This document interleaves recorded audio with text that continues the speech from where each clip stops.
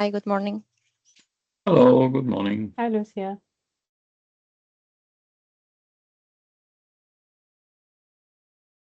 We are already live and recording.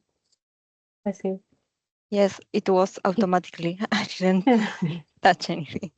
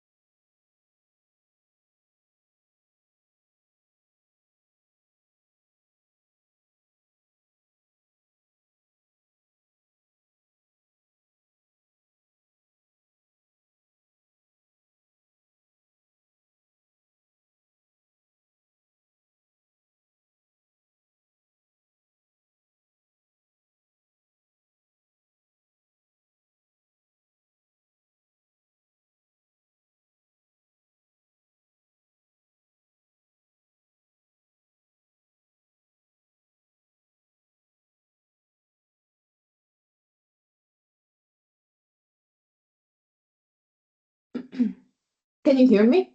Good morning. Yes, good morning, Anna. Yes. Good.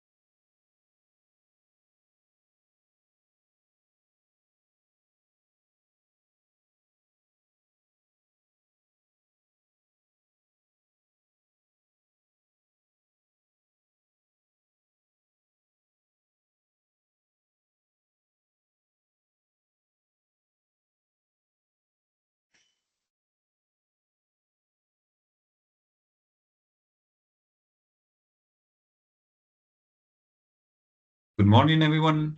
It is 9:30. Let's give a couple of minutes and we start. In the meantime, I will be sharing the screen just to test that everything works properly. Thank you very much for coming and joining us. While I try to share my screen. Yeah, we see it. All right. Thank you, Sebastian. But not in full screen, right?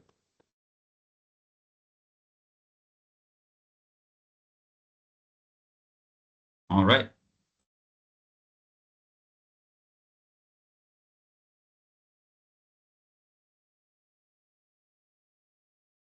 Lucia, can you confirm how? Yes. Yeah, sorry. It has the moderator view of the presentation. It's not full screen. Sorry. Yeah, no problem. Mm-hmm.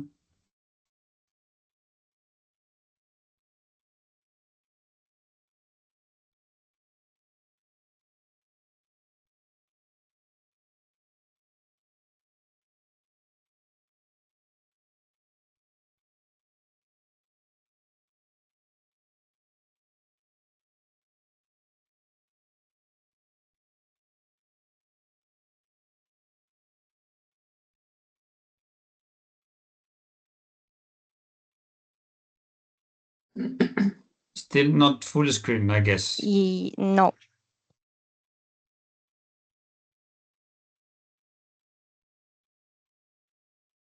I can share if you want. Give it a try, Lucia, please. Maybe Yes. I'm doing I something will. wrong. Yes, no problem.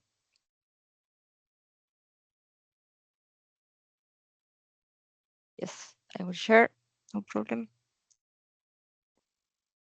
In the meantime, I'm waiting for Marta from Prato that have problem with the link connection, but I sent her an email, so in a minute she will be here. Okay. So I will share my screen. 1 second.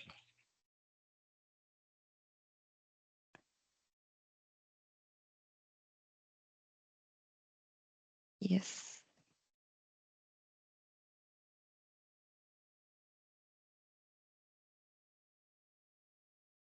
Wonderful. You did it. Yeah, perfect. Okay. Then let's start. Thank you so much, Lucia. Good morning, everyone. My name is Ignacio Martin. I work for CIRCE. Lucia Ventura is my colleague in charge of many activities within the REDOL project. We are very pleased to be here with all of you. Today, the aim is to talk about what we are doing in REDOL, but with a broader perspective, meaning that we don't aim to talk about REDOL, but what can be done as an example from REDOL in terms of launching or supporting or flourishing circular hubs. And for that also, we have the opportunity to listen to another project that is very much linked to a REDOL project, which is Hubs4Circularity Community of Practice. This project also running in parallel to another initiative in the same field, is developing a lot of tools that we would like to promote, we would like to explore with you all, in the sense that it is an opportunity for cooperation. And then this is pretty much today's aim, to talk about what we have learned so far in REDOL, what are the available tools that we can use, and last but not least, and even in my opinion more importantly, to identify and spot what could be done, what is still a challenge, and how we could work together in the future to some extent. Then, giving this small high speech to introduce the agenda, here it is the agenda. We have scheduled the today's meeting in two different parts, starting by a brief introduction of what REDOL is doing, followed by Sebastian Engel on behalf of this Hubs4Circularity Community of Practice. Again, it is a very interesting initiative for everyone to understand and to hopefully join forces with.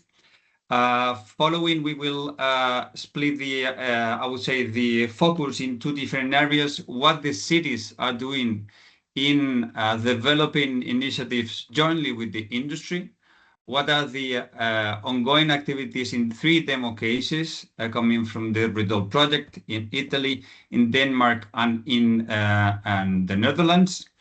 They will share with us what they face, why they are exploring those activities in the search of industrial and urban symbiosis initiatives. Later on, we will focus on industry.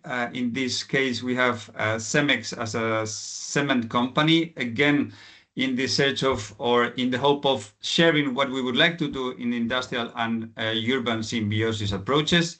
And last but not least, the open panel discussion.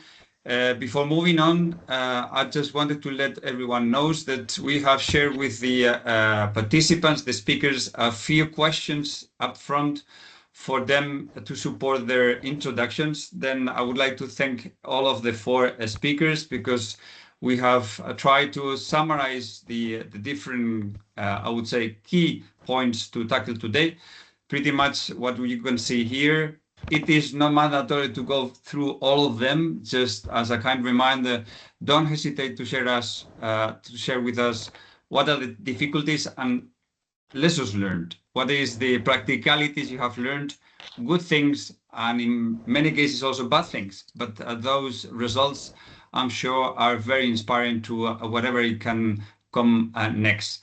So with no further delay, I think is pretty clear. If you are ready, Lucia, to take over and introduce to us what is REDOL in summary to frame a bit the meeting of today. Yes, thank you, Ignacia. Sorry, I will share again. 1 second. Yes, I don't know.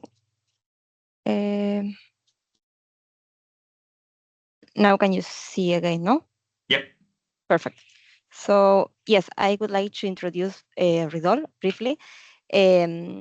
REDOL is about creating circular ecosystem. In this project, we work on promoting industrial urban symbiosis, improving waste collection, sorting and treatment of the waste, and all of this using digital tools to track the value and boost the value of waste. So here we have some figures about the project. It's funded by Horizon Europe. Og Louise skriver langt. Sorry. Så jeg tænker, måske er det ikke så slemt. Yeah, okay. Is funded by Horizon Europe in the category Innovation Action with a strong focus in the demonstration activities and in the market replicator. CIRSE is a partner responsible for the coordination. And while the project is for 4 years, and we are now within the last year of the project, and we have more than 30 partners around 12 countries of Europe. And here we have the problem and significance of REDOL. According to data from 2020, each European citizen generate over 500 kilograms of solid urban waste, and still less than half of that was recycled or composted, about 45%. So in this context, the Circular Economy Action Plan has set a target to improve the situation and achieve better recycling rates. For example, in the solid urban waste, the 65%, in the construction and demolition waste, 70%, and in the packaging, 75%. And well, we need new models to get there, no? And in this context, REDOL will help to model this situation and improve these targets of recycling. So in the specific case of the project, we are focusing in redesign 5 different value chains in the city of Zaragoza, specifically in Spain, regarding the value chains of packaging, plastics, waste from electronic and electrical equipment, construction and demolition waste, and textiles. And well, all of these with improving the collection and sorting technologies, with advanced recycling methods, with the production of new circular material, and all of this with a change of mindset across the entire value chain. No? But this is not only REDOL, but because we also have 3 different replicator cases that we call replicator cities.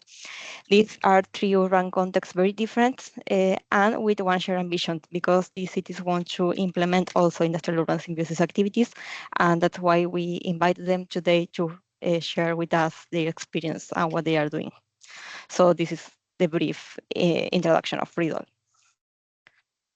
To complement what Lucia just briefly introduced, as you can see, the 3 different demo cases are very different between them, and they face different challenges, geographical specificities, and that's why it's very important for all of us to trust and understand what they really do, depending on their own characteristics. And that's why we will give the floor to them all. But before this, for everyone to understand what the Hubs4Circularity community is developing and the extent to which it complements very nicely REDOL project, as well as many other initiatives in the field of industrial symbiosis. Sebastian, the floor is yours, and thank you so much for joining us today. Yes, thank you, Ignacio. Sorry. Let's see. Yeah, so I would like to introduce the community of practice for Hubs4Circularity. There are 2 CSAs which have worked on building this community since more than 3 years now. We are in the last 6 months, and we will have a final event in Brussels on the 27th of May in the afternoon. So you are all invited to join. Probably we will also at least offer participation listening online. Yeah, so what we try to do is to foster industrial symbiosis, industrial urban symbiosis, and circularity in a broad sense, but also with a focus on building up and connecting hubs for circularity. The two projects have slightly different, let's say, orientations. Ignacio and myself will work in the H4C Europe project, which started at least from a stronger view, a stronger link to industry. And the ECO project had in the participation a stronger representation of cities and regions.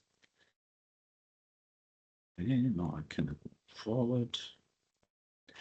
Yeah, what have we done? So during the lifetime of, these are CSAs, okay, so relatively small projects. So we started from developing a website and a knowledge platform about which I will talk. Then KPIs for industrial symbiosis, industrial urban symbiosis, circularity hubs have been developed. CIRSE provided a self-assessment and planning tool. We had several discussions in expert groups, and you can also take today as a discussion in an expert group on how to build hubs in an urban industrial setting. We developed a number of perspective papers on financing mechanisms, on business models, and in particular, the white paper that you see on the bottom right. I will return to this. We present information on the webpage about potentials for hubs for circularity as well. Yeah, the knowledge platform provides a lot of knowledge, as you can see on the left, so access to a large number of patents, papers, projects. And what is special is that we have a section which is on project outcomes. And here we have curated knowledge, okay? So we invested quite a bit of work to look not only at web pages and reproduce what the projects have posted and especially what they promised, but also we interacted with the projects to get feedback on what was actually reached within the project. And we also on the web page you find, especially in the area of knowledge and tools, some project outcomes that you can browse. We have developed what we call user journeys. So for different groups of stakeholders, there is different ways how the content can be approached to navigate the platform, because it's already quite a lot. We have a quite broad user base. I think it was on this slide, more than 1,500 registered users. And you see here a very broad representation of sectors. So recycling, waste reduction is the dominant, or let's say the biggest part, not dominant, but you see a very broad coverage from digital technologies, information and communication technologies to education.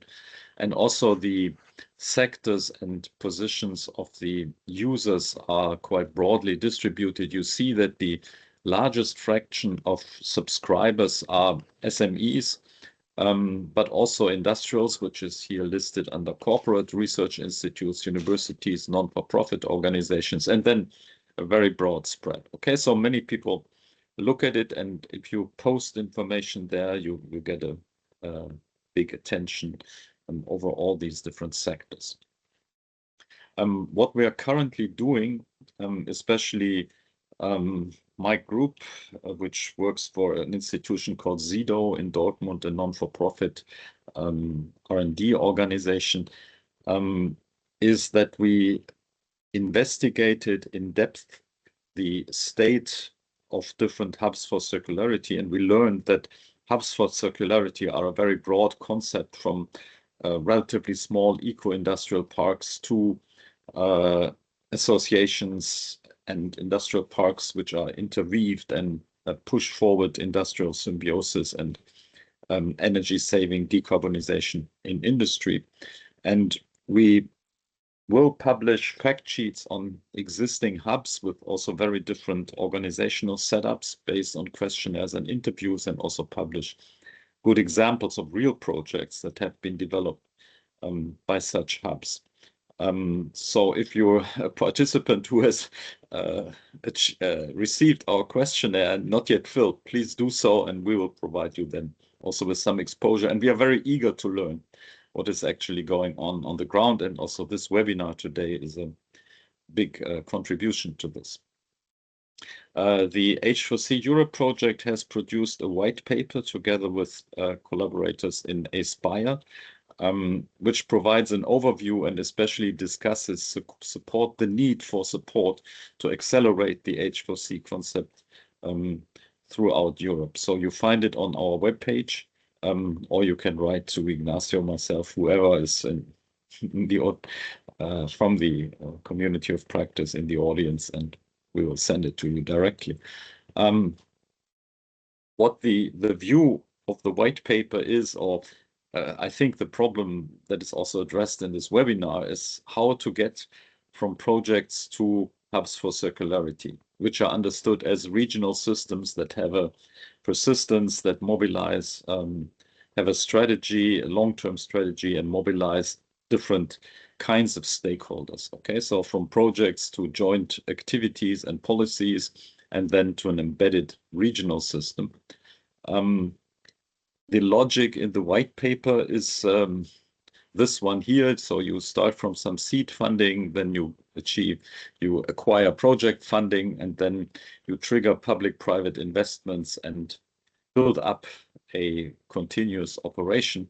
In fact, if you look at what is going on also in the United Circus project, which is a very similar project to REDOL, then also project funding may be the starting point. And I think what we discussed today is also how to get from project funding for specific technical developments to setting up a structure for a hub of circularity that then carries on and acts on a broader basis.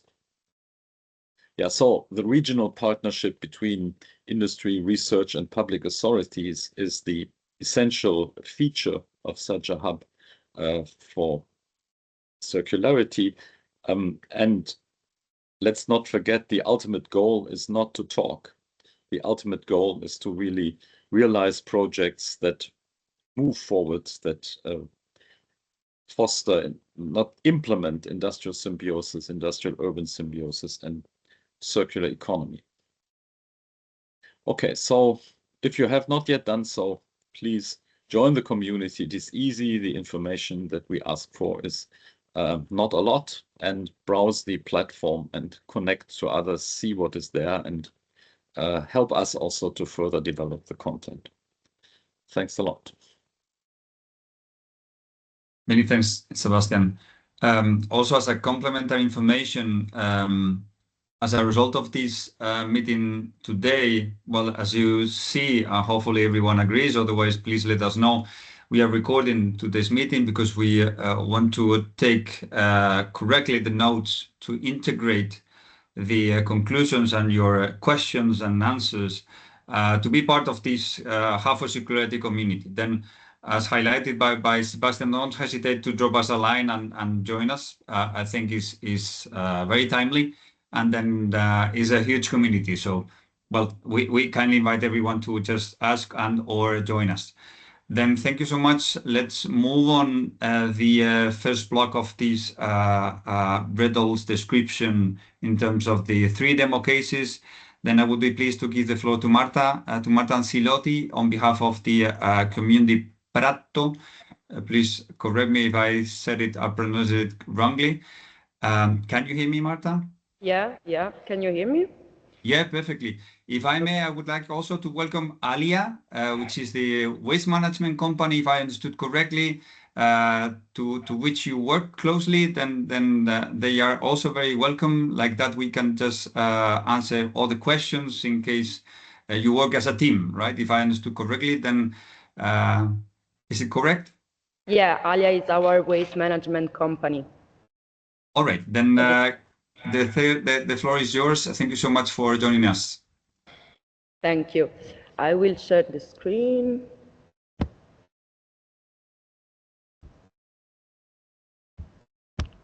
Okay. Let me know if you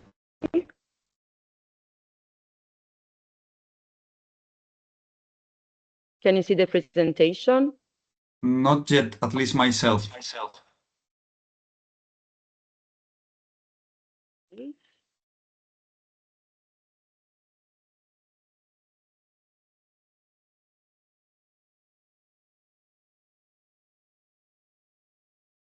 I will try again.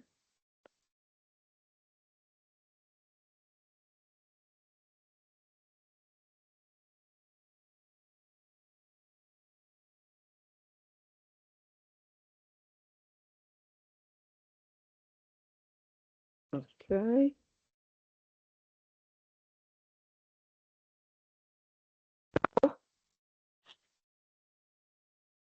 Not yet.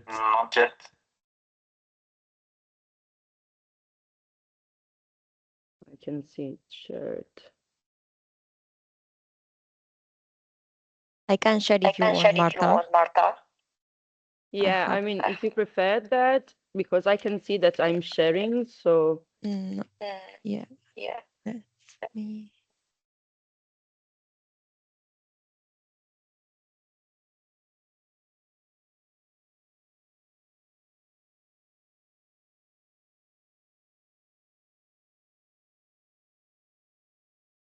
okay.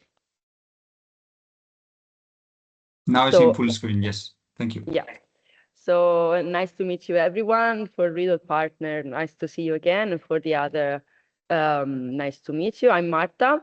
I work for the municipality of Prato, and we are one of the replicators for REDOL, for the project REDOL. Is Lucia? So just a bit of context about our city. I don't know how many of you know Prato, but Prato is well known for its textile district. It's one of the most important in Europe. It has over 7,000 companies and more than 40,000 employees. So it's a huge district, and it's fully integrated in the city and also in the region. You can see a few numbers here, but one of the main characteristics of our textile district is that it's composed by many SMEs, which are highly specialized, and they work all together in the supply chain. So they collaborate, they work in different parts of the supply chain, and each of these SMEs is flexible in the organization. So they all try to work together in quality, innovation, but mostly in circular economy. Because I don't know if some of you knows, but our main tradition in textile is recycled wool. So we have a long tradition in circularity for textile. You can turn, Lucia. Thank you. So because of the fact that our district is composed by all these different SMEs, of course, it's evident that all these interconnections are something positive, but also if one small part of this value chain and this production chain change, all the chain is vulnerable to changes. So why the textile district is important for the city? Because every business, every service, schools, other manufacturing sector, all work around the district. Next one, please. So because of this importance, the municipality decided in 2022 to sign a memorandum of understanding with some key business associations such as Confindustria or Confartigianato, and some trade unions of the city, but also in the region. And it decided to create what's called the Prato Textile District Board, which is a strategic board that was born at first to support all these SMEs for change, such as ecological or digital transition in the manufacture, but in the future and in these years also to help them with other issues, with other strategic issues for the district. So now we have this permanent board, which works together with the political side, political part, and also the technical part. That's one of the main features of this board, that both politicians and association and stakeholders and trade unions work together for the district. Please, Lucia. So this is why one of the key points that came up in the work of the textile board was to monitor and influence as much as they could regulation for textile production, for textile waste. So institutions and companies and associations started to work together in these past years, trying to influence this kind of policy and regulation. That's why they wrote and they published a position paper on different EU regulation, mainly because of the one that will and would and had affected the textile district in these past years. Please, Lucia. As you can see in the position paper, these are the regulations that the textile board mentioned, because these are, of course, the most important for us, but not only. So I'm sure that you know some of those. So the eco design regulation, the EPR for the producer responsibility, the digital passport, VAT reduction for regenerated materials, which is really important for Prato, because as I said, one of the main manufacture is recycled wool. Then we have end of waste for textile specifically, and other kind of regulation inside the EU. Lucia, thank you. So after the work of the board, one of the, let's say, objective was to work, as you previously see, on textile waste. And thanks to another memorandum of understanding signed by the municipality of Prato and Plures Alia, which, as we said, is our waste management company in the city, but not only in Prato. In June 2026, we'll open the Prato Textile Hub, which is kind of like first on national level. So the hub, as I said, was built because both Alia and the municipality wanted to kind of like recycle and recover the textile waste of the city, but also because of the fact that, as I said, textile district is a key feature for the city, for the businesses, for the companies. So the textile hub is a sorting treatment for textile waste only, and it will have a capacity of 33,000 tons a year, which are a part of post-consumer textile waste, so basically from the citizens, and also pre-consumer, so basically post-industrial, so after the waste is produced by the many companies. So 20,000 tons post-consumer that will cover the entire regional basin, and 13,000 tons pre-consumer, which will cover about 50% of the district production of textile waste. This plant, as I said, will now be open in a few months, and it was built where the former wastewater treatment plant was, and it will work both with automated and semi-automated sorting. So the textile waste will be sorted by fiber or by color.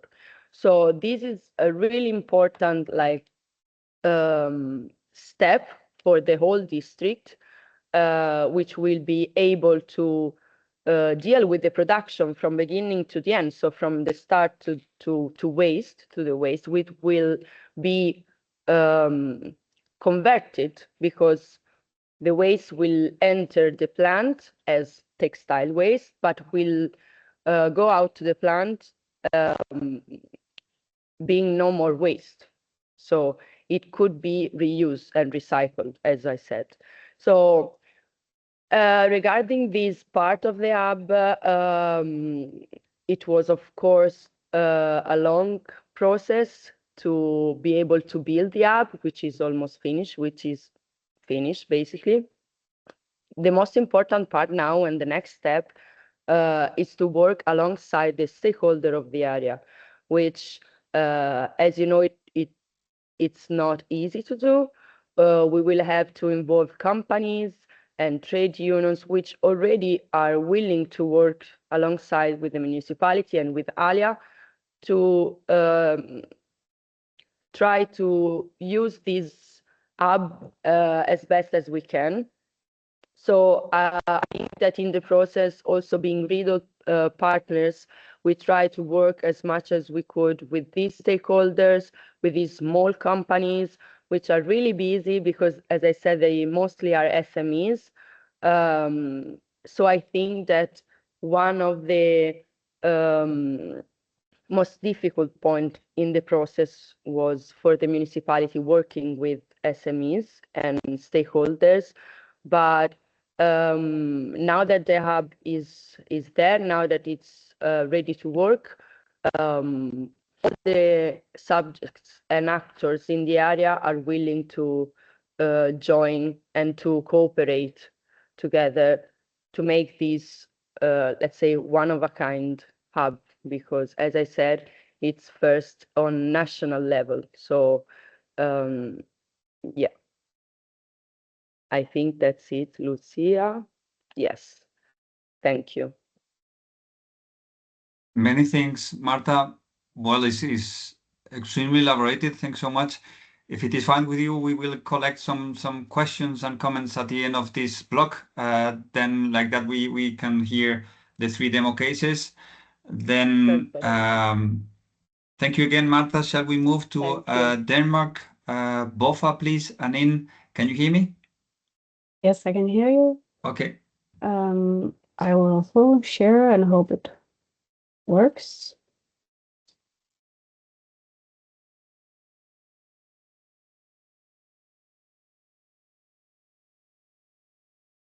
Does it work? Perfect. Thank you. All right. Yes, we are from the regional municipality of Bornholm, and BOFA is a department under the municipality, waste management plant, and we are in Bornholm around 40,000 inhabitants. And we are a very popular tourist destination. Over 700,000 tourists visit us each year. And we are a service provider and solid waste management authority under the municipality. So we have an incineration plant and a landfilling site, but we also have 6 different recycling centers and also hazardous waste. And then we have this ambitious Vision 2032, we call it, that aims to achieving zero waste by 2032, which means eliminating our incineration plant and the landfilling site. And that is also one of the main and very essential reasons that we work and interested in industrial symbiosis, urban symbiosis, because if not all actors, and mainly also businesses, are very much involved in waste production, and therefore also very integrated in our vision and the process of working with that vision. So the steps we've been taking so far is very much with regards to businesses. We keep close dialogue with them. We make some workshops and invite them to common discussions that are very effective and we do a lot of research and networking around the island because it's very lucrative to actually know what's going on and what their processes are and look like. And so we also experience that our dissemination from our side on what we actually are working with is also very effective because then they know what they can contribute with, and some actually also contact us because of interest. And then we also, in our work with the vision, do some residual waste analysis and have a strategy of continuational monitoring of how it's actually going. And in the REDOL context, we mainly work with construction and demolition waste. As of now, we have largely been using all of the construction and demolition waste, with which constitutes around 40% of all the waste that we get in from the recycling centers as ground laying. So it's crushed, and we kind of use it as a, for example, like leveling ground. So it has a lot of potential to be recycled even further, or actually also reused to climb up the waste hierarchy, which we try to do. So we try to create some sort of storage facility, because we have so many good building materials that could stay in the loop instead of being crushed or shipped away or incinerated or landfilled. So that's what our main focus is right now, actually. So we are both working quite a lot with both businesses and citizens to communicate about what the project is about, and also try and connect the side of delivery to the side of receiving of the materials, and what the materials could be used for, because it's also a change in cultural habits or traditions to be able to think in a different way, actually, and to include a different way of thinking on how you create new projects and new buildings, for example. We also do achieve smaller funding for trials with new innovations or ways to create building materials. For example, the mortar in between bricks, it could be used with some recycled ceramics. So that we also had some funding for.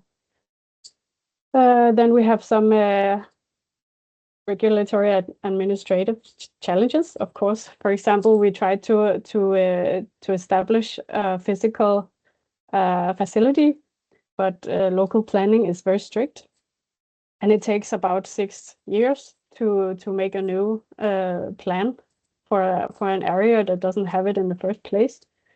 So it's a long process. However, we have like a central approval of the vision that we work with.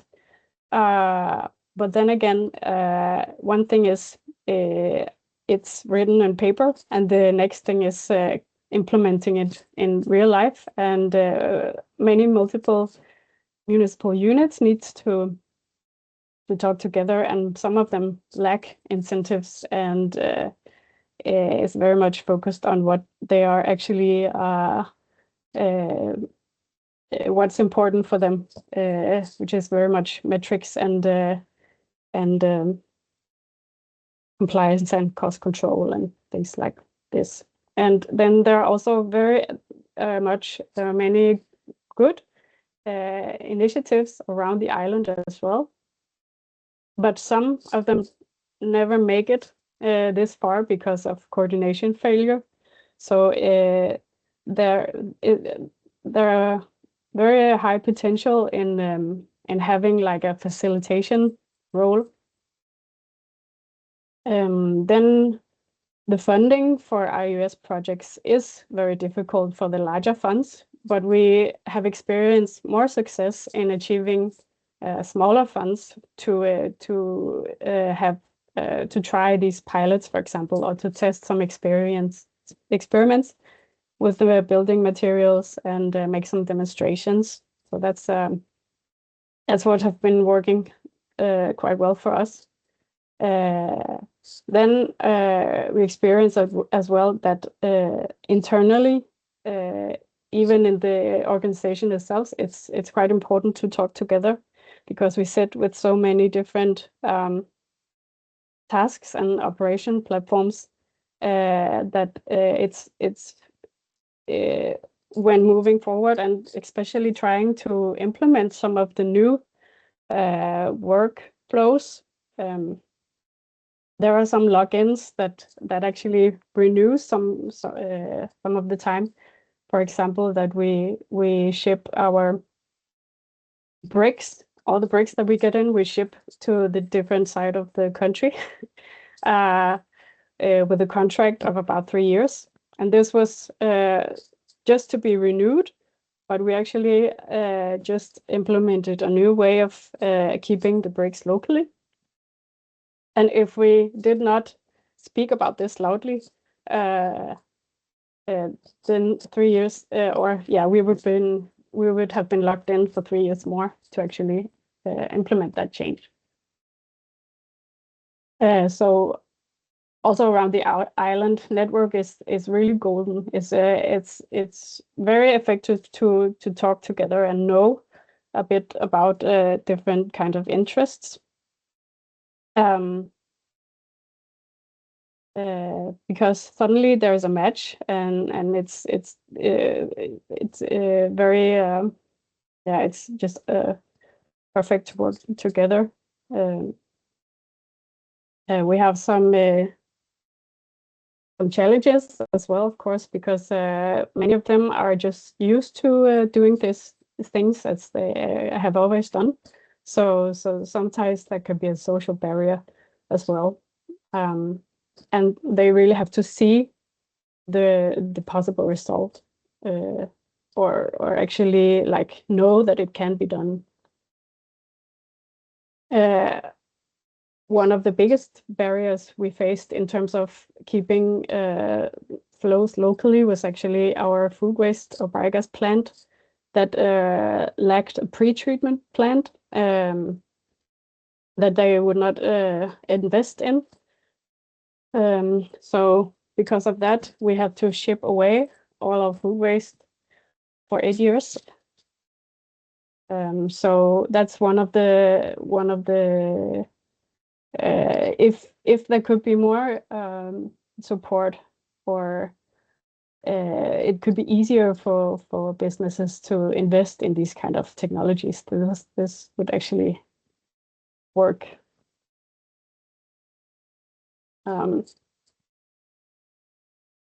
Yes, as I said, it's very difficult to work to find IUS funding.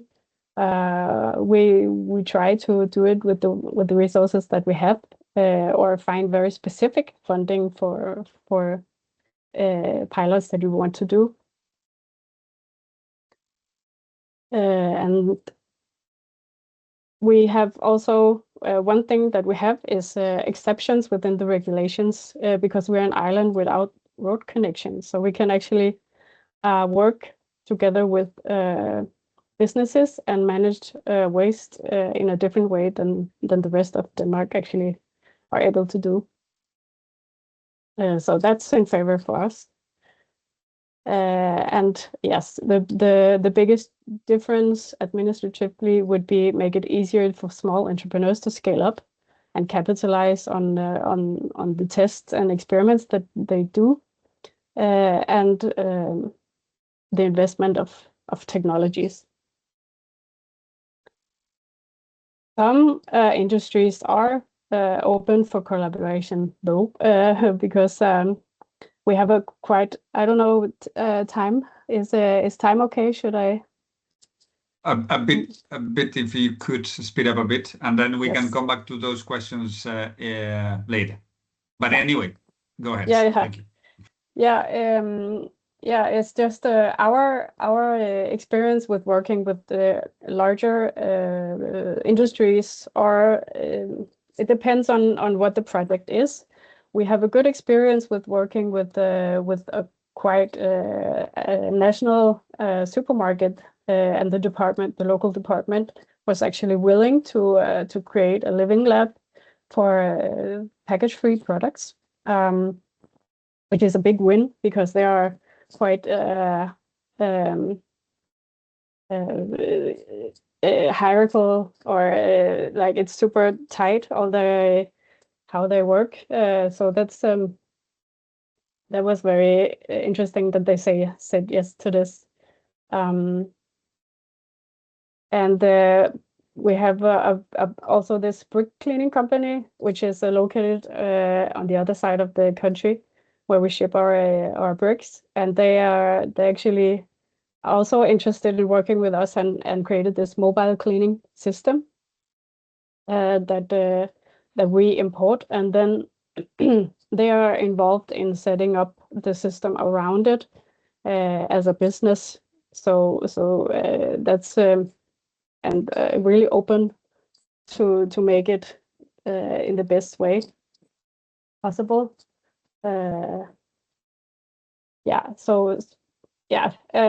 Willingness to take risks is, however, one of the barriers for businesses, because some of them naturally quite a lot could be at stake for them when they are not really large companies yet.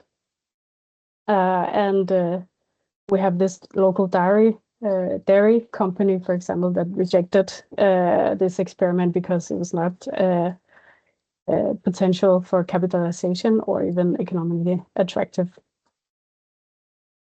So yeah, we're continuing the dialogue, and we also experience consulting businesses with that are affected by changes gives very good input, because then we could also adapt the way we do it in a way that would actually make them use it and make them feel that they own some of the implementation. It gives them ownership, and it's really powerful in actually implementing some of the new workflows or circular practices. So that's really helpful as well. One thing that would really help with more businesses being open to change is being backed up by more good and successful IUS cases and good examples that actually exist. And then we are building as a physical hub that also invites businesses to come in and have a chat, or even have some space to perform some of these experiments or pilots. Yeah, so that's it from us. Thank you. Many thanks, Anine. Very complete indeed. Perfect. Then let's move to the third demo case, and like that we could open later on a round of questions and comments. Then I see Johan and Francesca. Can you hear me? Yes, we can. Yeah. Thank you, Ignacio, Lucia, and Silvia for today. Johan and I work together at AMS. We prepared the presentation together, and Johan will present it to all of you. Excellent. Thank you. The floor is yours. All right. Thank you. Good morning, everyone. I'm happy to share the replication city of Amsterdam. My name is Johan de Jong. I am from the AMS Institute and the TU Delft. So first, I would like to talk you a little bit through what AMS Institute actually is, because I think it's worth sharing given the context of IUS and in Amsterdam. So as most of you know, there are many urban challenges that have been going on and that are still going on, like with climate change and heat and waste, etc. And you have research institutes like the ones that are supporting the AMS Institute. But there's often a like a disconnect in what the challenges are and like what research is out there to actually address those challenges, and kind of bringing those together does not always fully fit. And this is actually where the AMS Institute is coming in. So we are an institute where we try to bring those urban challenges and the research really together and run projects that are quite experimental at times and go from very small local scale to very big scale, and where we very closely collaborate with the municipality of Amsterdam, with those different universities and many other partners, including also industry partners and other partners from the private sector. And in this way, we kind of aim to reinvent cities by creating radical ideas and experimenting on them. Very close collaboration between different sectors, and there are of course many people that are very motivated and talented to tackle these challenges and bring in all those different dimensions to actually come with solutions. So here we have the beautiful city of Amsterdam. Maybe you recognize the pattern of the canals. In this red circle is where we are located. Here you can see it a little bit better. And how our building actually works is that we have several floors that have different functions. So on the first floor, we have education. So AMS has a whole master's program around solving and tackling urban challenges, with also bringing in different universities. We have the second floor where there's a lot of collaborations happening between all those different sectors, and a lot of meetings and collaborations are happening there. And then we also have the makerspace on the top floor, where a lot of experimental projects are running. And I really invite you to, if you're interested in this, to check out the website with what kind of things are running currently. And the the vision of AMS is to accelerate the development of science-based solutions to make cities resilient, regenerative, and just. So I think that puts a little bit, our institute in perspective. And now more about the Amsterdam context. In the top right image, you see the metropole region of Amsterdam, and that's one of the core industrial areas or clusters in the Netherlands. It accounts for approximately 20% of the Dutch GDP.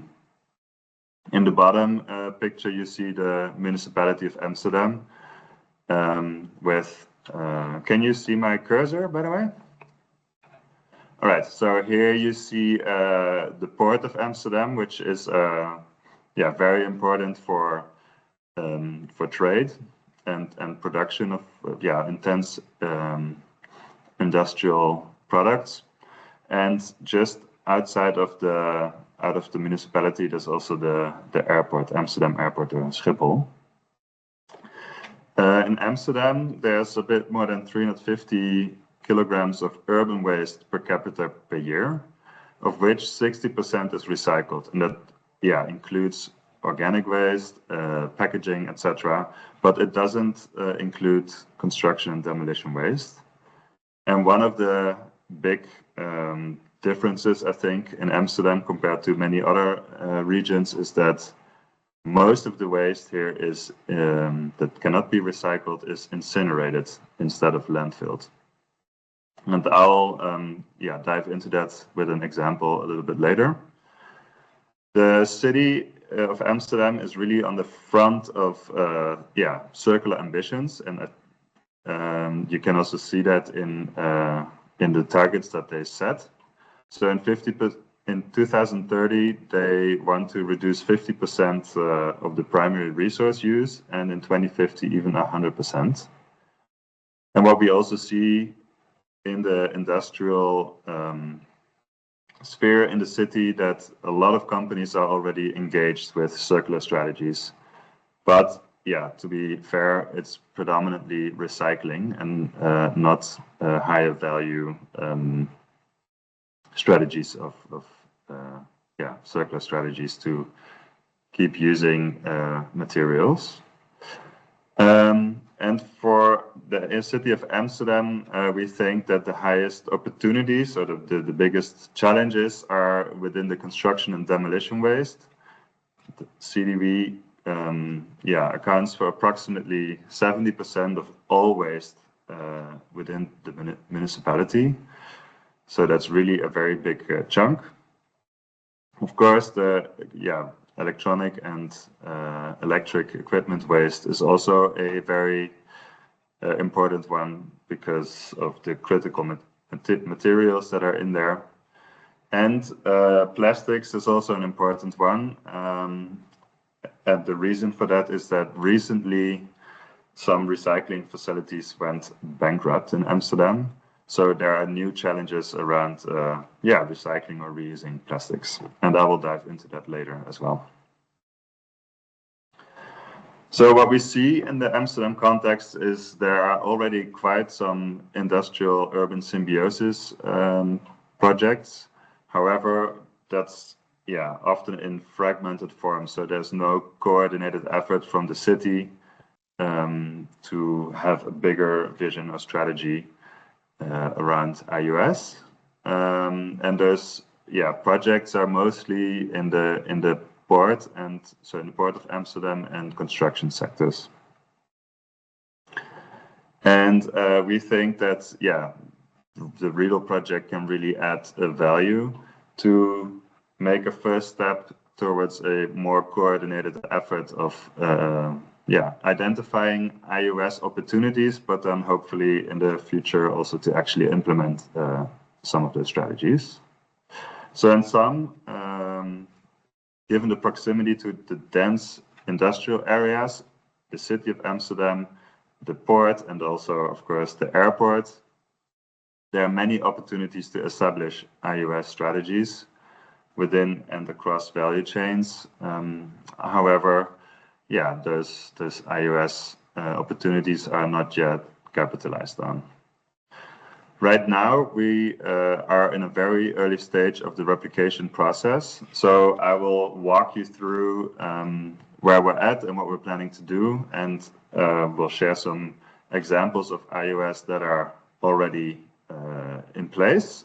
And I will share with you some barriers and bottlenecks that we identified and also face. So first, some IUS examples. As I said before, in Amsterdam, a big part of the urban waste is incinerated. So on a yearly basis, it's approximately 1.4 million tons. And this waste is incinerated. It's a facility from the municipality. And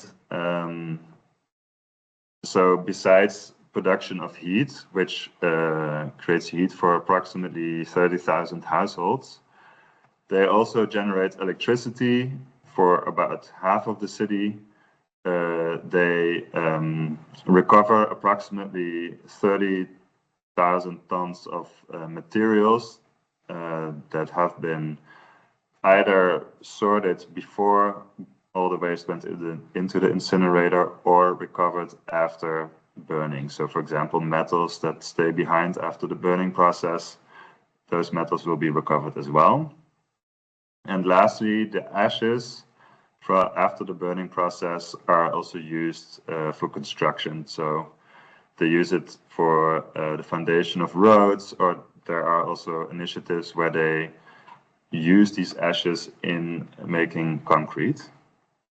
So why is this symbiosis? Well, first of all, the incinerator, AEB, benefits because they have customers for all their byproducts or their waste products, which is the heat, electricity, the materials, and the ashes. And of course, the city also benefits a lot because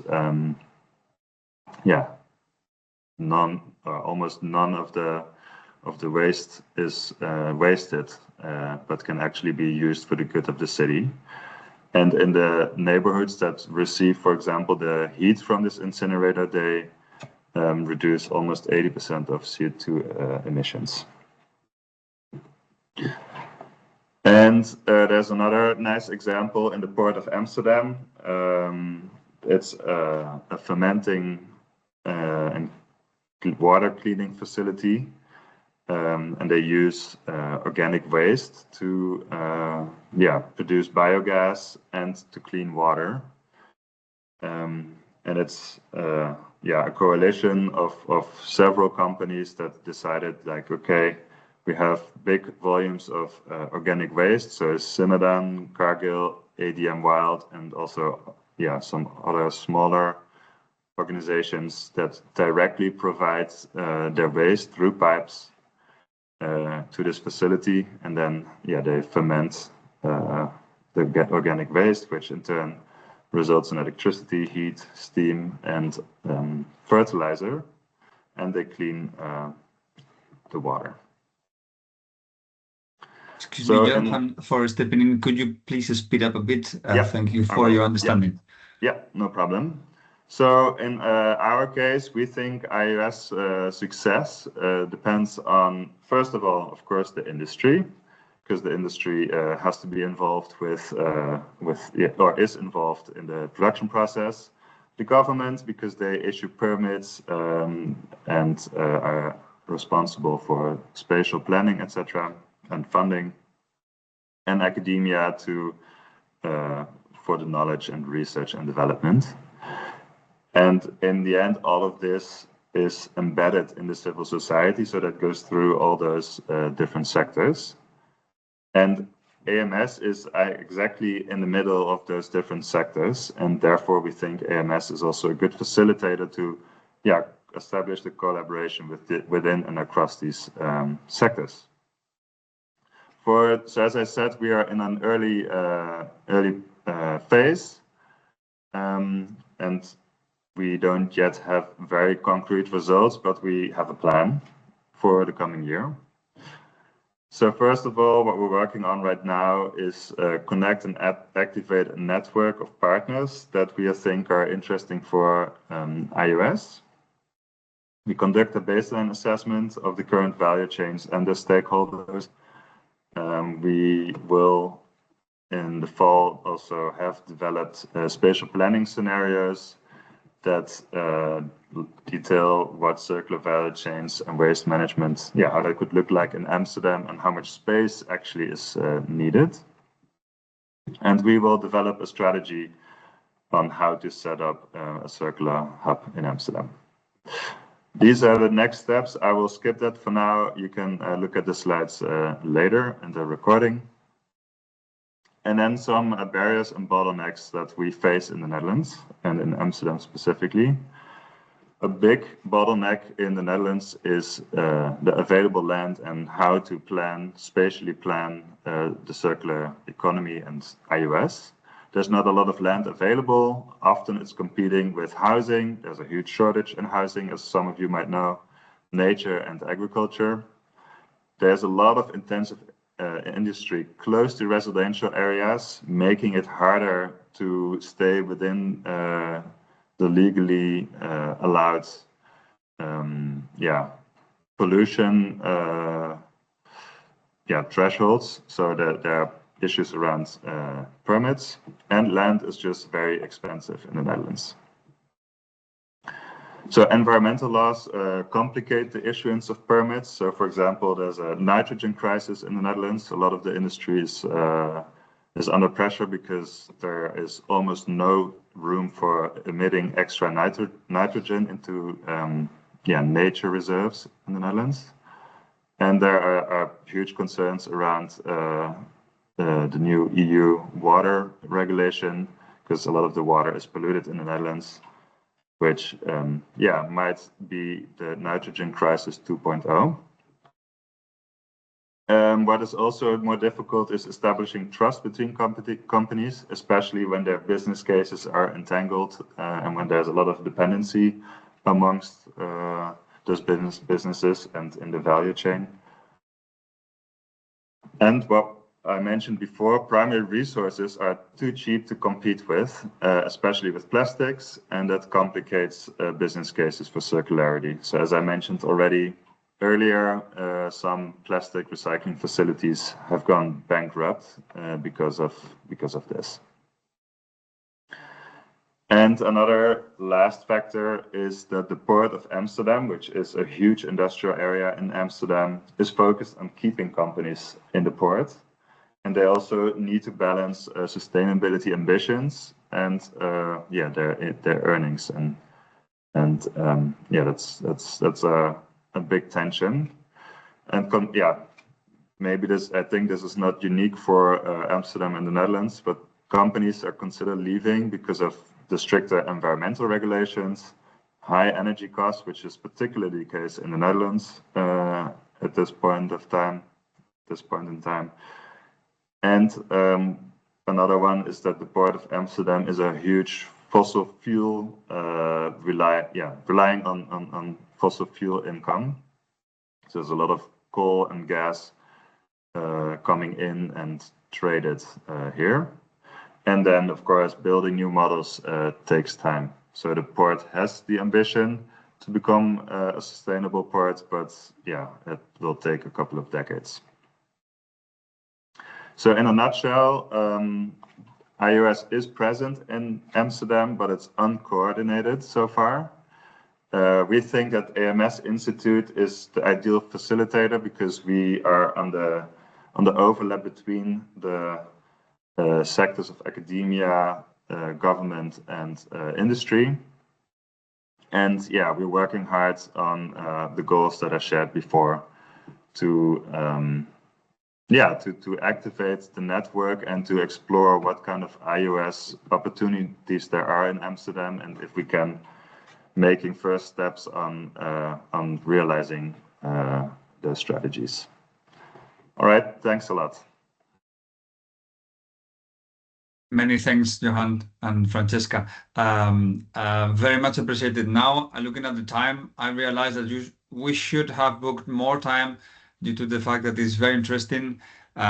We apologize for that in advance. But also, in order to give the floor to the industry, let's keep on moving, and hopefully we will, among those who are able to stay a bit longer, to chat and to exchange some hints and ideas. Then let me give the floor to Ana Filipa, please, on behalf of the industry. If you are ready, and like that, you have of course, the required time for your introduction.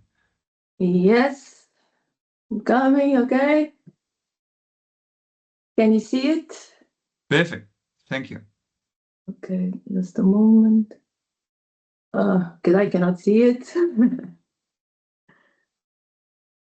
We can.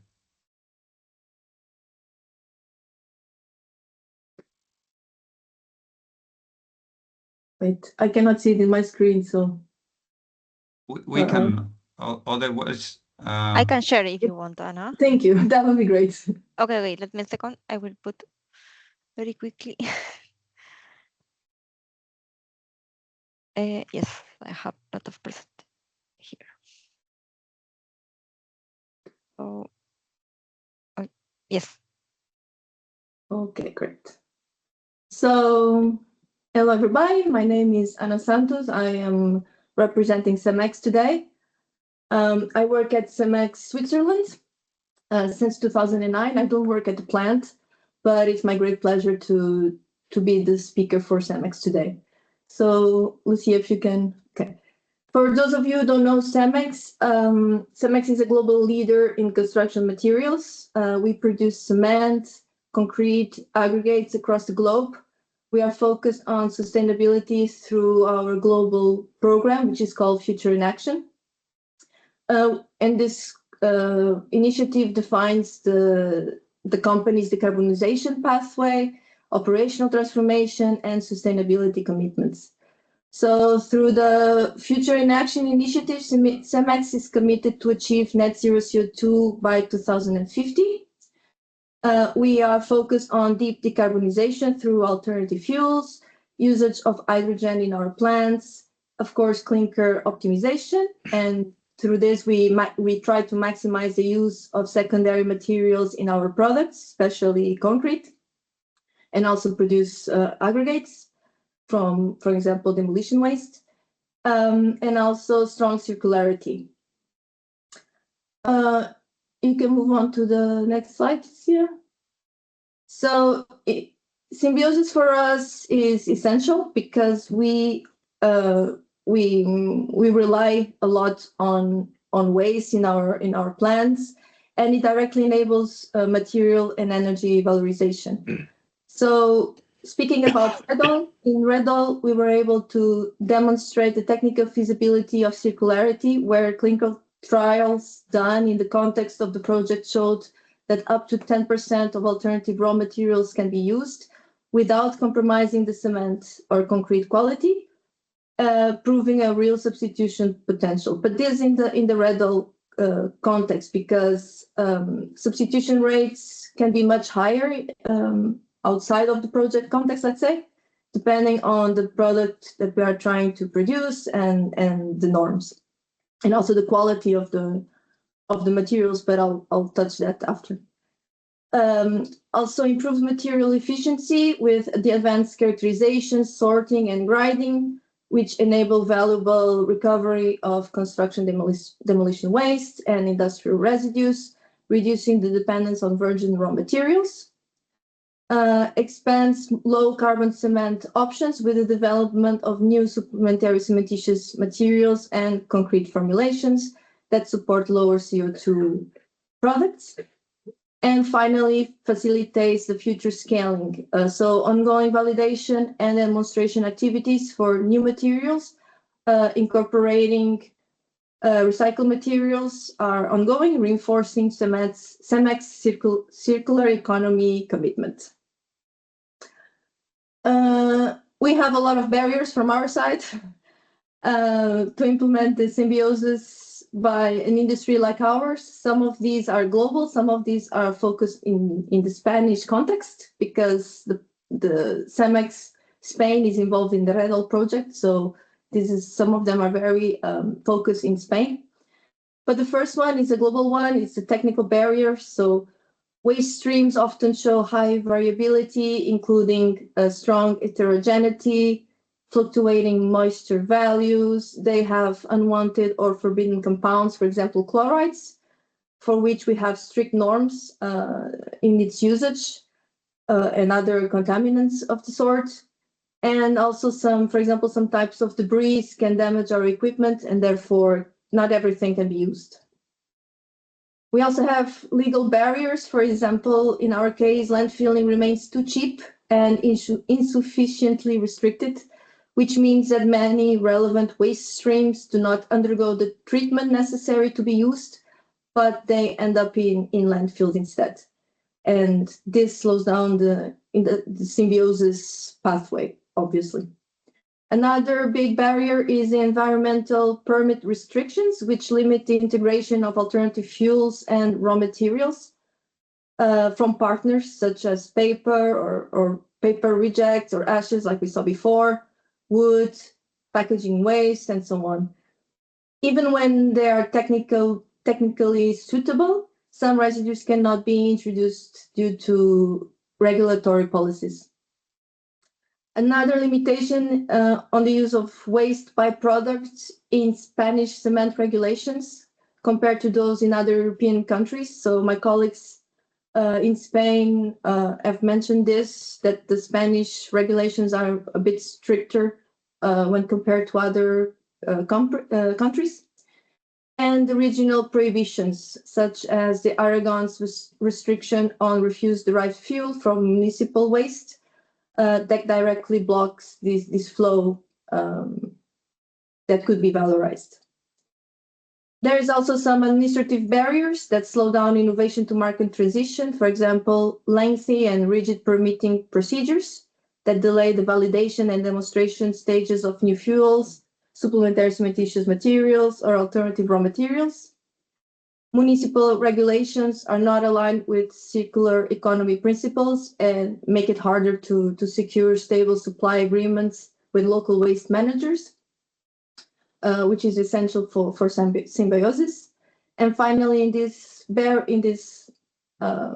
package, operational logistics barriers, because waste streams must come from the proximity of the plant, otherwise it will increase the cost, the emissions, and make residues uncompetitive for co-processing.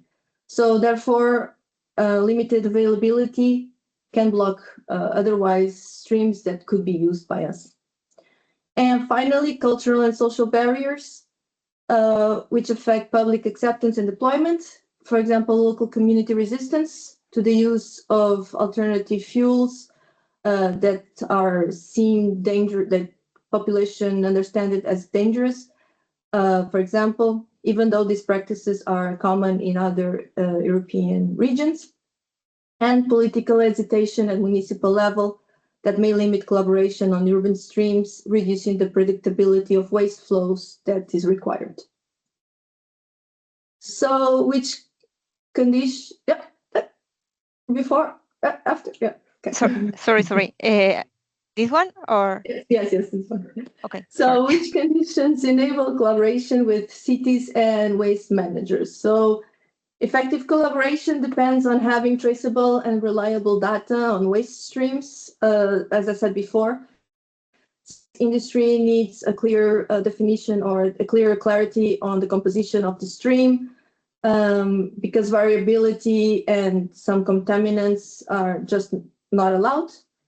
We also need a predictable and stable supply of materials, because we have to make sure that the certain amount, that we can count on the certain amount of a stream in our plants, otherwise it may cause disruptions.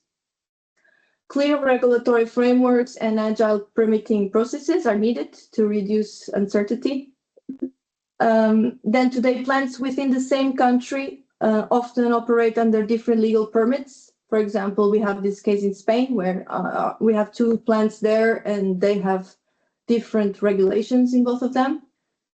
And modifications at the plant require permit changes that can take months or years, slowing down symbiosis. If we want to implement something that is needed to process a stream, a new waste stream, and we need to make a modification, this can take a long time. Early involvement of industry in planning and pilot design helps align waste characteristics with technical requirements.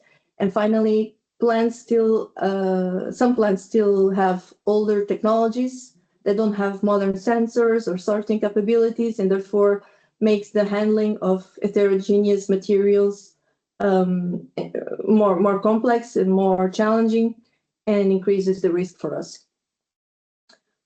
Next slide. Next steps.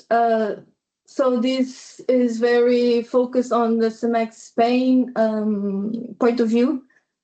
So the first one is strength collaboration among all key actors, illustrated by the ongoing work between CEMEX and University of Zaragoza. So all these collaborations between us and the academia are worth to pursue. Also, active participation in the Aragon Circular Economy Cluster.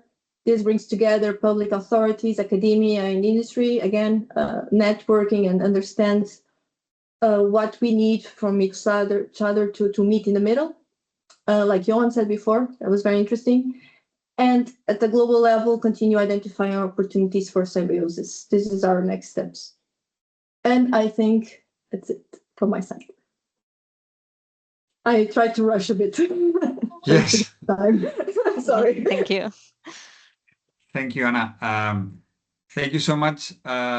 Maybe I would like to open the floor by addressing one point to all of the speakers, the four speakers, for the three regional authorities, what would you like to have from the industry? And the other way around question to you, Anna, what would you like of the public authorities to foster industrial and urban symbiosis initiatives? Well, maybe my colleagues from CEMEX Spain, if they're connected, they can answer that, because I'm not from the plant, so I'm not. Okay, she's telling me simplify permits. That's what we want. All right. Well, it's So a it's from a very regulation straightforward point of view. message. Straightforward message. And what about the regions? Don't hesitate, Prato, Bofa, and Amsterdam. Could you please let us know in a brief statement, what would you like to see, or what would you ask the industry to keep on cooperating or fostering your relation with industry? What do you want to see from the industry? Any of you, the three regions, Anin, Yes, Marta, Francesca, Johan? just one thought is to concretize the circular economy strategy, and that there are some openness or goals or aims that we could tap into. Yeah, that's at least one thought. Do you mean to share more openly what they would like to implement than their strategies? I mean, you mean? yeah, but it's here on Bornholm, we experience many companies that, in a way, talk about what they would like to do. That they will think it's good to go towards more circular economy and sustainable, practices, but it's never really manifested. Well, it is for some, but it's few. So if there are some more like detailed plan, that would be like very helpful, because then it would be like more of an obvious, way to establish working together, and especially IUS cases. Okay, well noted. Thank you. Marta or Johan and Francesca, what are your thoughts?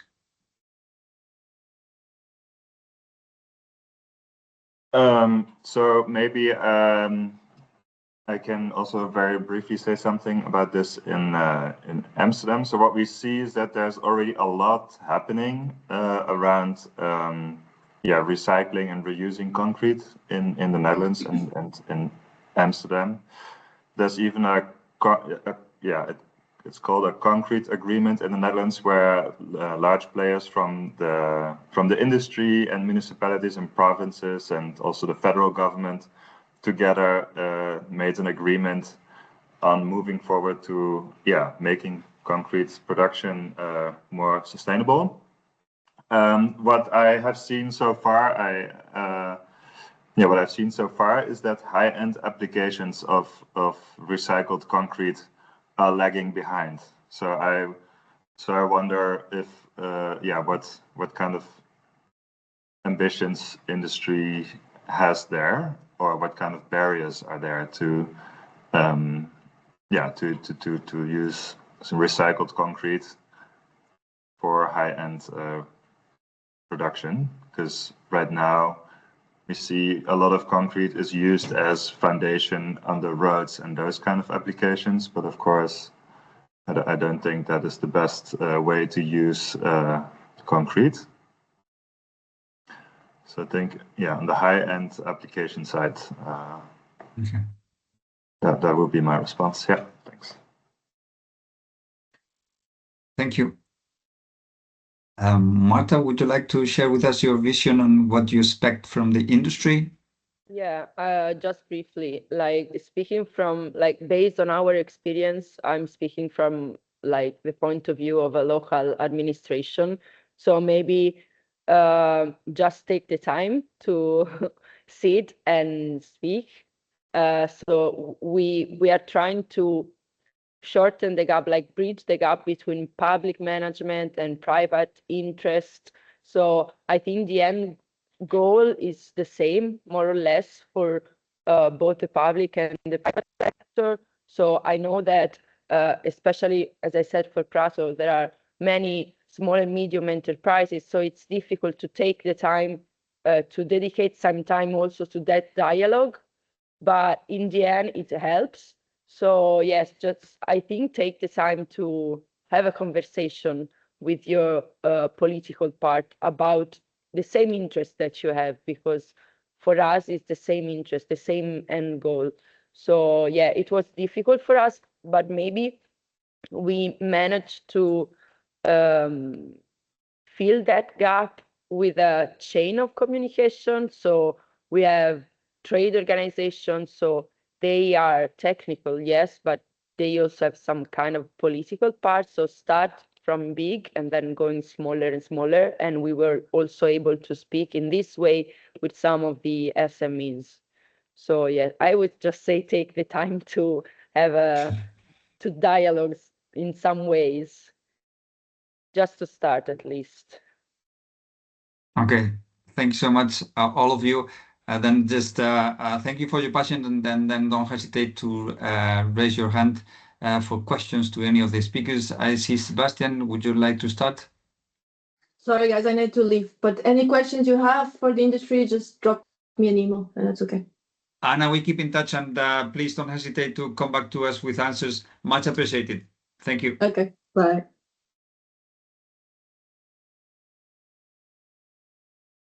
You are muted, Sebastian.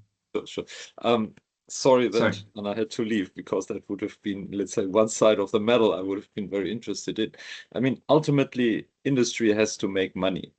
And I would like to know how, now we have mostly the representatives of cities and regions, how you see this, how this can be realized. What we observe in Processes for Planet is that there is quite a lot of technology developments for recycling. Normally, much of this works in a small scale, but little is implemented. And it was mentioned in Amsterdam that plastics recyclers go bankrupt. We have the same phenomenon also elsewhere. So what is the view of the public side on this? I mean, an obvious answer that could be given, but I would like to see your view on it.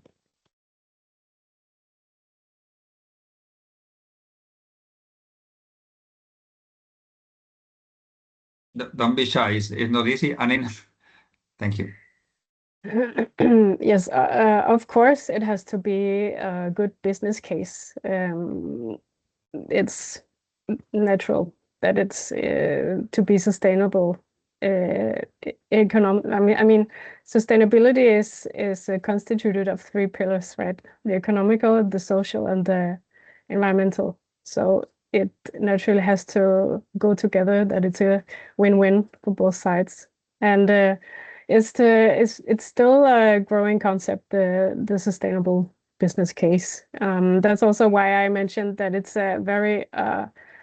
very interesting to follow the good cases, and some of them also happen by themselves, because they coincidentally talk together and realize they have one fraction that the other one could actually use.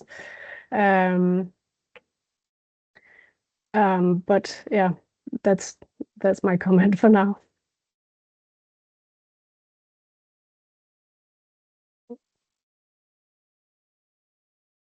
I would just say one small thing, again, speaking like related to our experience. For us, at least, it is an economic opportunity for businesses, because recycling, like recover like 1,000 of tons of textile waste and put that waste again in the system, it's a business opportunity for companies in terms of resources. So again, I know that Prato is a specific like case maybe, but they actually kind of like immediately understood that, which was the good part. Of course, then we would have to see it and see how it works. But in this way, recycling, like recovering like textile waste, is not only a matter of waste management for the textile district, but a business opportunities for company which will reduce their costs, which will reuse easily some of the material that they were throwing in the landfill, like mostly. So it is a good opportunity in terms of resources and cost for us, at least, of course. May I ask a concrete question to this? I mean, you said you will, let's say, start up this plant on recycling of textile waste with 33,000 tons per year this year. So is it clear who takes the output of this plant? Yeah, so right now, as I said, the plant is built, so it's finished. It's going to be open in June, and there will be, of course, the first test phase with the machinery and everything, but by the end of the year, it will be operative. And Alia, it's the one, of course, who is like managing the waste plant, the waste company. So they already have some memorandum signed with all the companies in the area, and basically it will work in different like sectors. So some of the textile waste will be collected by, for example, third parties like second hands and this kind of like businesses. Some will be delivered like to company who ask for this kind of product so that they can use that for their own production. The one that we will not be able to either like give to companies or SMEs or whatever, some of that would be recovered because, as I said, we shred textile and we produce new yarns, usually like some of our companies do that. So at the end, there will be different kind of actors and they will all have different interests like regarding the textiles who is sorted and sanitized and work inside the app. So Alia already has some agreements with all these companies. I hope I answered the question. Yes, thank you. Lastly, maybe Johan or Francesca, would you like to add anything from your side? Yeah, so I don't have any experience yet within the REDOL project by talking, or like the replication process, by talking to partners. So in half a year, I can tell you more about that. But what I do see is there are successful iOS implementations in Amsterdam and in many other places, which I think does prove that you can make money with making production more sustainable. And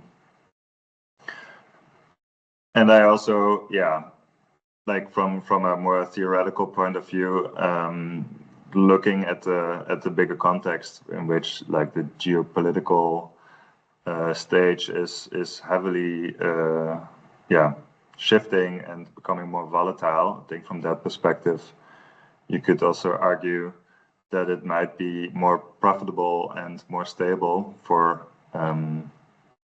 industries to focus on more regional or local based production rather than and using the resources that are there, right, and recover those resources in one way or the other, than having to deal with economic shocks. But that's, of course, from a more theoretical point of view. So I hope to give you more insights from our experiences here in Amsterdam in a couple of months or so. Yeah, totally. And if I can add briefly, indeed, I had experience before Johan joined the REDOL project about talking with companies. Trying to reach out to them and see if they together they were interested in exploring and developing symbiosis with us within the project. And indeed, we found that if there was not a business case appealing enough for them, or if for some reason was not part of their agenda, of their goals of a specific year, they were really pull away and not willing to invest time with us working on this.